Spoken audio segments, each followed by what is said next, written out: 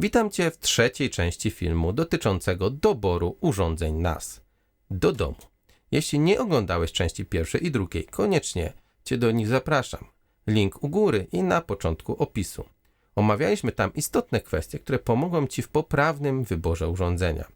A w tej części zerkniemy na urządzenia firmy QNAP i Synology. Porównamy modele i mam nadzieję wyciągniemy poprawne wnioski, abyś mógł wybrać odpowiednie dla siebie urządzenie. Zapraszam.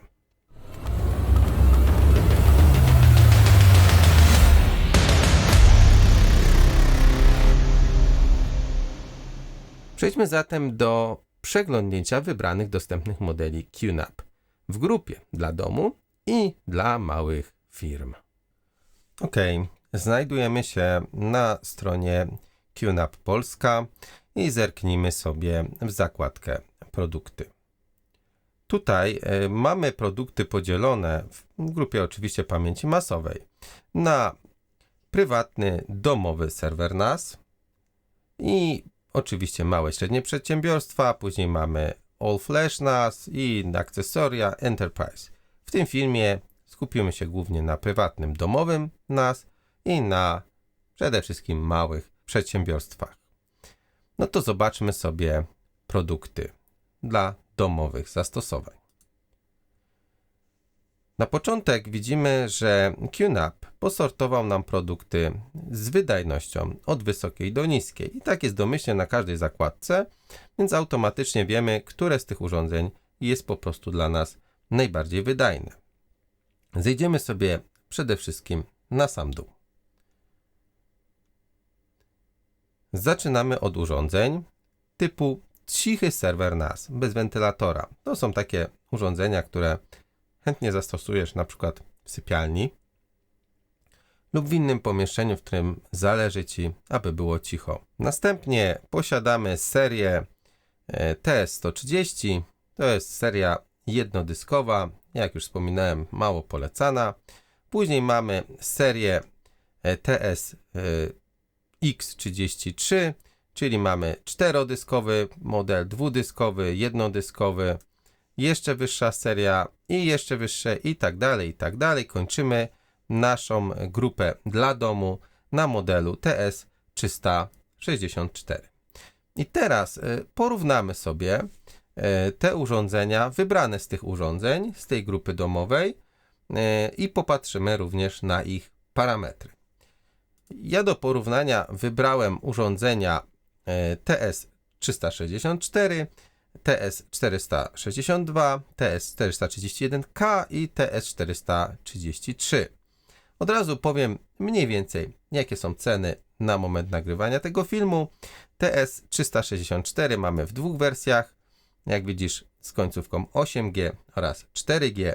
8G oznacza nam 8 GB pamięci, 4G oznacza nam seryjne 4 GB pamięci i odpowiednio wersja 8G kosztuje 1850 zł, a wersja 4G kosztuje 2400. Tak, 2400 jest droższa. A dlaczego? To zaraz się dowiemy. Następnie mamy TS462, również w dwóch wersjach 4G i 2G. Wersja 4G kosztuje 2550 zł, a wersja 2G kosztuje 1850 zł.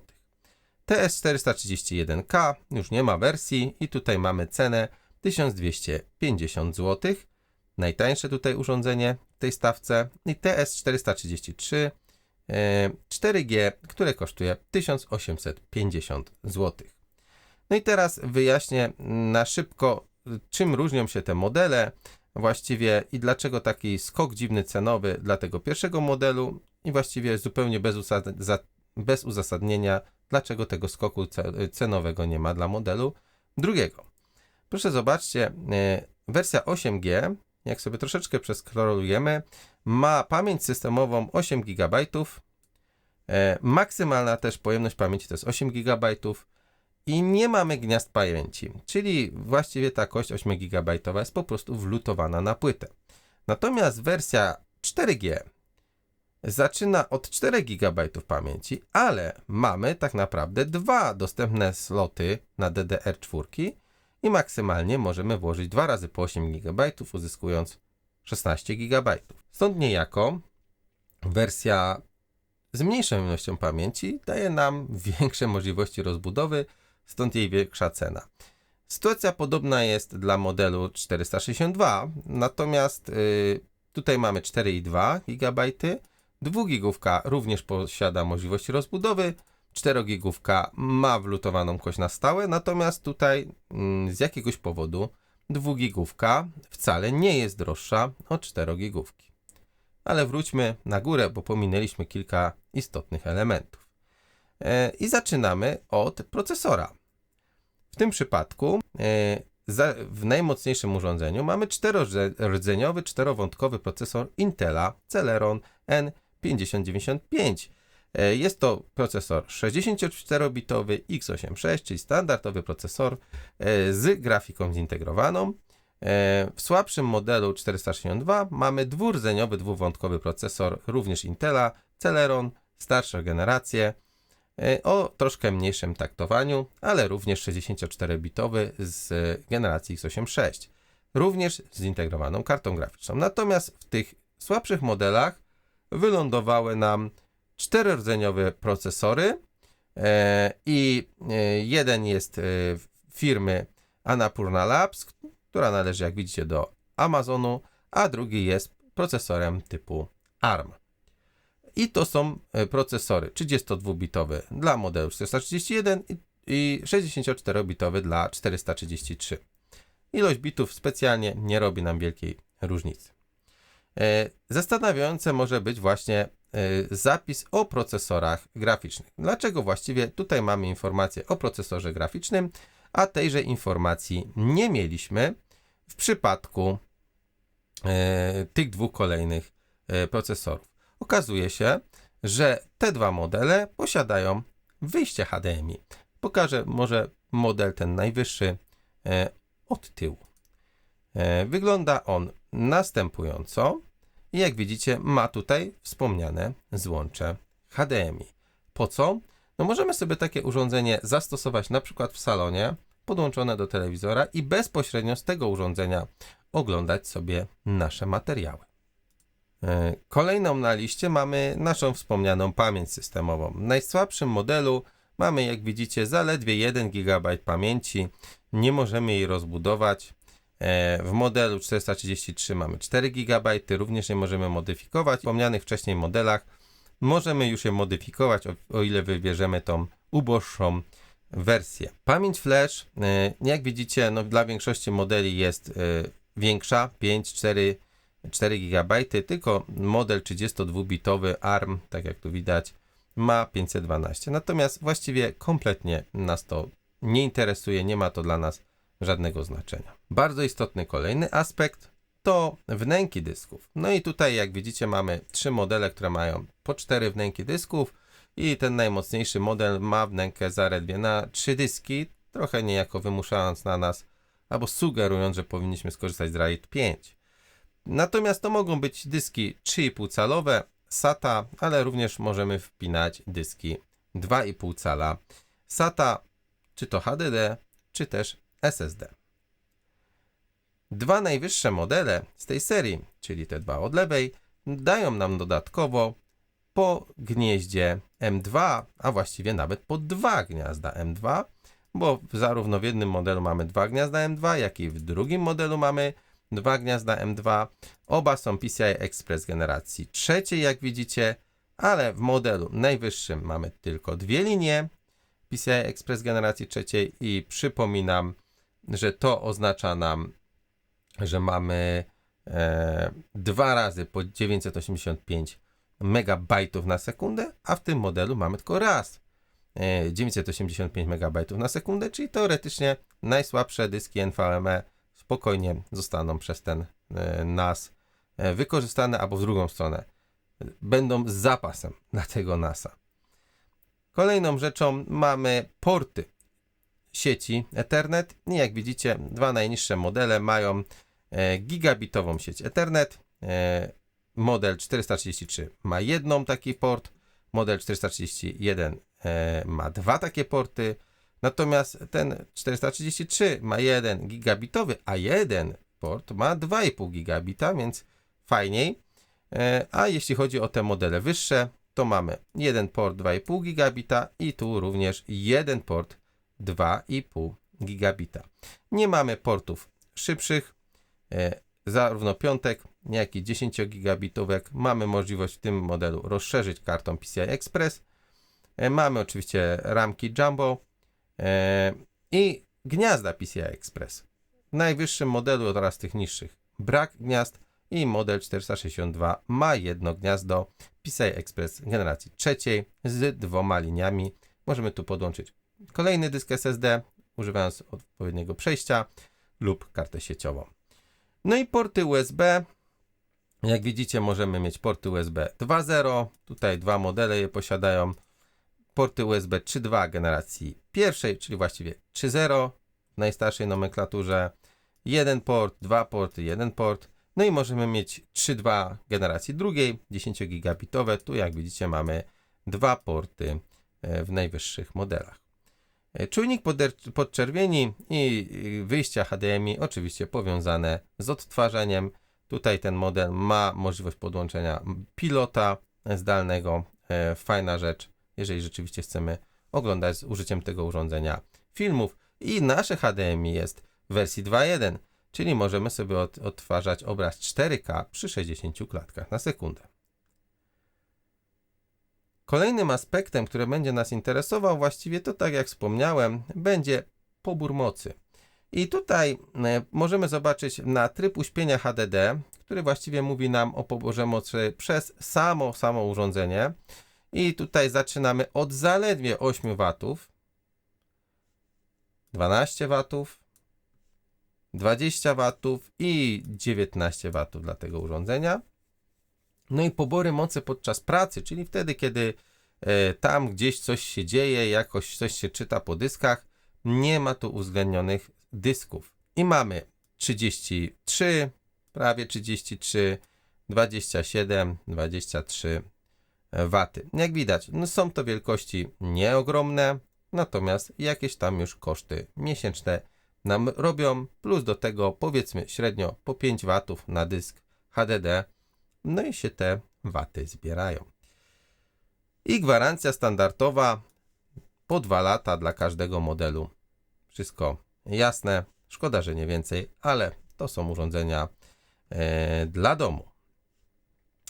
No i teraz chciałbym jeszcze zwrócić na jedną rzecz uwagę. Mamy tu porównanie i tu można się troszeczkę dać naciąć, bo najwyższy model najwyraźniej nie obsługuje sieci LAN z opcją VLANów i agregacji łączeń, co jest po prostu błędem odczytu tych informacji. Lepiej sobie takie konkretne urządzenie otworzyć. Jeżeli tutaj sobie wejdziemy w specyfikację oprogramowania, to znajdziemy gdzieś dalej zapewne informacje o dostępności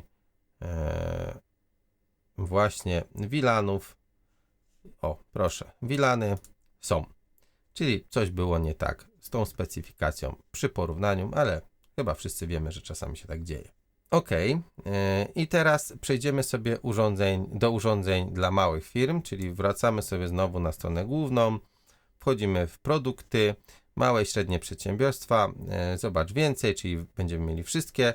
No i niestety zaczynamy znowu od najdroższych, a tutaj potężne rackowe rozwiązania, wielodyskowe z potężnymi Ryzenami na pokładzie. Scrollujemy to w dół od razu, bo to na pewno do domu się nie nadaje, czy może się nadaje, ale nie finansowo. A i co mamy na samym dole? Jeszcze troszeczkę na dół. Mamy 4-dyskowe urządzenia, pewnie jakieś mało ciekawe, ale już tu mamy jakieś procesory, mamy 10-gigabitowe łącza, interfejsy sieciowe, również już się pojawiają jakieś raki i tak dalej. Jakieś takie dużo większe przede wszystkim urządzenia, 8-dyskowe, 9-dyskowe i tak dalej. Ja wybrałem parę urządzeń dla porównania i mam taką zakładkę przygotowaną. I mamy 3 urządzenia, 2 dość łudząco podobne, natomiast z zupełnie innych serii QNAP-a. To po lewej jest z procesorem ARM, a po prawej mamy już Ryzena. Mimo że wyglądają bardzo podobnie, obudowy są, zdaje się, praktycznie takie same, no to zupełnie inne bebechy. I teraz ten pierwszy model występuje tylko w jednej wersji, stokowo z 4 GB pamięci. Oczywiście, jak tu zerkniemy, to tam mamy normalnie 1 bo 1, no jedno bo jedno, ale mamy złącze. Możemy to wymienić na 16 GB. A tutaj ten model z Ryzenem mamy w dwóch wersjach. 32 GB seryjnie i 8 GB seryjnie, ale za każdym razem mamy dwa porty, do których możemy, dwa gniazda, do których możemy wkładać sobie kości i możemy nawet 32 GB kości sobie powkładać, więc razem będziemy mieli 64 GB RAMu. I najwyższy model tutaj, z których wybrałem oczywiście, bo modele mamy również wyższe, tu mamy urządzenie, które ma procesory Intel Core i mamy wersję z i3, z i5 i nawet z i7. I również mamy po dwa porty na pamięć RAM, razem 64 GB. Ceny. Ten pierwszy, który tutaj mamy, to jest cena 2440 zł. Kolejny w wersji 8 GB to jest 5730 zł. Tak jak cena nam rośnie. W wersji 32 GB rośniemy do 6500 z hakiem. No i tutaj, jeśli chodzi o to urządzenie, to niestety nie udało mi się znaleźć ceny z i3 i z i7. Wszędzie się pojawia i5, właśnie wszędzie nie ma, wszędzie niedużo tych sklepów jest. 16 GB i to jest cena 11 100 zł. Wow. Natomiast to nadal nie są najdroższe NASy. Ceny najdroższych NASów są bardzo, bardzo duże. Przejdźmy sobie dalej. Wiemy, jakie mamy procesory, tak? Wiemy, jaka jest pamięć RAM. No i możemy sobie przejść do tych wnęk dysków. Tu mamy 5 dysków, 3,5 cala, 4 dyski, 2,5 cala, tu 5 dysków i 4. Podobne modele, tak jak mówiłem. Tu mamy 8 dysków 3,5 calowych. Oczywiście za 3,5 calowe przyjmują nam 2,5 cala. No i jeśli chodzi o gniazda M2, te dwa modele nie posiadają gniazd M2. Ten model posiada takie dwa gniazda M2, PCI Express generacji trzeciej, dwie linie. Jeśli chodzi o porty gigabit, tutaj brak gigabitowych, tutaj mamy dwa porty gigabitowe. Natomiast w tych modelach mamy po dwa porty 2,5 gigabita i w tym modelu mamy dwa porty 10 gigabitów na SFP+. W tym mamy jeden port 10 gigabitów, ale natomiast na skrętce i tu też mamy jeden port 10 gigabitów na skrętce. Mamy ramki Jumbo, tu mamy port Thunderbolt 3, nawet w dwóch sztukach. No i gniazda PCI Express, w tym najdroższym modelu mamy jedno gniazdo generacji trzeciej razy 16 połączone bezpośrednio z procesorem i drugie gniazdo jest generacji trzeciej razy 4 połączone z chipsetem. Porty USB, jak widzicie, chyba nie warto tego omawiać, wszyscy to dokładnie pewnie widzimy. Kształt, oczywiście cały czas tu omawiamy kształt Tower, to nie są rakowe. No i przejdźmy sobie do oczywiście mocy i tutaj zaczyna się nam już troszkę więcej. Natomiast szału nie ma, bo 41 W w uśpieniu, czy tam 55-65, jeżeli wydajesz 11 000 na urządzenie NAS i wkładasz do tego z 8 dysków, no może nie 8, ale więcej tych dysków, pewnie nie terabajtowych, ale wieloterabajtowych, to się wydaje ta wartość naprawdę niespecjalnie duża. No i jak widać, tu coś się już pojawia, jeśli chodzi o dłuższe gwarancje. Tu mamy 3-letnią, w jeszcze droższych NASach te gwarancje bywają jeszcze dłuższe. Teraz przejdziemy sobie do Synology. Jak Ci wcześniej wspomniałem, ich podejście jest kapeczkę inne, jeśli chodzi o te wyposażenie sprzętowe. Sam zobacz. Jesteśmy na stronie głównej Synology, no i wchodzimy w zakładkę produktów. I tu nie mamy już podziału na dom, małe, duże przedsiębiorstwo. Mamy podział po prostu na towery i na raki. Z racji, że omawialiśmy towery w przypadku QNAP-a, to tutaj też zostaniemy przy tych towerach. I znów, podobnie jak w QNAP-ie, mamy najpierw najmocniejsze, schodzimy sobie w dół i zaczynamy od dwóch najbardziej skromnych urządzeń, czyli od serii z joteczką na końcu, jednodyskówka i dwudyskówka. Później mamy coraz większe serie, coraz bardziej wypasione serie, coraz więcej dysków nam obsługują, aż trafiamy na największą wersję 12-dyskową, jeśli chodzi o wersje towerowe. I tu znów przygotowałem parę elementów do porównania. Natomiast z jakiegoś powodu Synology ustawia je w losowej kolejności i musimy sobie tutaj mniej więcej pokojarzyć, który jest najsłabszy, który jest najmocniejszy. Najłatwiej to zobaczyć w ten sposób. Biały oczywiście najsłabszy, a później po DS pierwsza liczba, im większa, czy też tak jak w przypadku 15, no to dwie cyfry oznaczają nam tą wydajność tego NASA, albo też po prostu model tego NASA. No i co tutaj widzimy? Widzimy 5 urządzeń, znowu powiedzmy sobie może o cenie, czyli DS223J, to jest 930 zł, taniutko. DS223 to jest 1290 zł. DS423 Plus to już jest 2460 zł. DS923 Plus, nadal czterodyskowy, to jest 2830 zł i pięciodyskowy DS1522 Plus kosztuje 3450 zł. No i w tych najniższych modelach zaczynamy od procesora Realtek, później mamy Celerona, no i później mamy Ryzeny. Mamy oczywiście informacje, ile mamy rdzeni, jak taktowanych, natomiast no, to jakby niewiele nam mówi, powinniśmy znać wydajność tego procesora.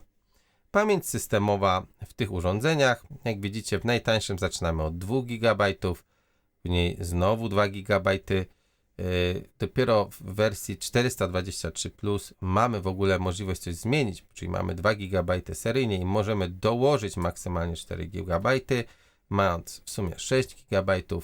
W wersji 923 Plus, no tu mamy seryjnie 4 GB, no ale mamy dwa gniazda, które przyjmują po 16 GB, razem będziemy mieli 32 i ta sama sytuacja dla modelu 1522, choć tutaj startujemy od stokowych 8 GB.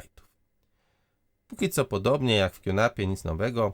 Kieszenie dyski, też chyba jasne, 5, 2, 2, 4, 4 dyski, wszystko wiadome.